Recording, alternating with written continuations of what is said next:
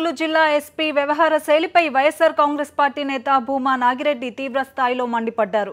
SP ఓ ఉన్నతాధికారిలాగా మాట్లాడడం లేదని, రాజకీయ నాయకుడిలా మాట్లాడుతున్నారని విమర్శించారు.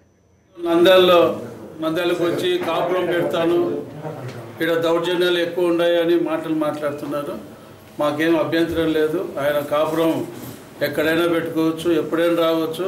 ముందు చెప్తే మేము కూడా వైఎస్ఆర్ కాంగ్రెస్ పార్టీ తరఫున మంగళహారతులు ఇచ్చి ఆయనను కూడా ఆహ్వానిస్తాం. ఒకవేళ నిజంగా మీరు కాపురం పెట్టి చేయాలి అనుకుంటే ఒక రాజకీయ నాయకుడిగా మీరు మాట్లాడినారు కాబట్టి ఇప్పుడు మీరు వైఎస్ఆర్ కాంగ్రెస్ పార్టీ ఎమ్మెల్యేల మీద పెడుతున్నటువంటి తప్పుడు కేసులు చూస్తే తప్పకుండా చంద్రబాబు నాయుడు గారు మనసు దోచుకుంటారు మీరు కూడా.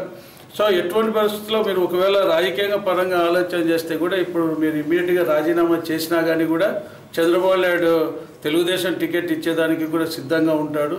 కానీ మీరు ఒక జిల్లాకు ఎస్పీగా ఉంటూ ఇలాంటి మాటలు మాట్లాడుతూ ఒక సిస్టాన్నే మీరు తప్పుదోవ పట్టించేటువంటి ప్రయత్నం చేస్తున్నాం. ఇది మంచి పద్ధతి కాదు.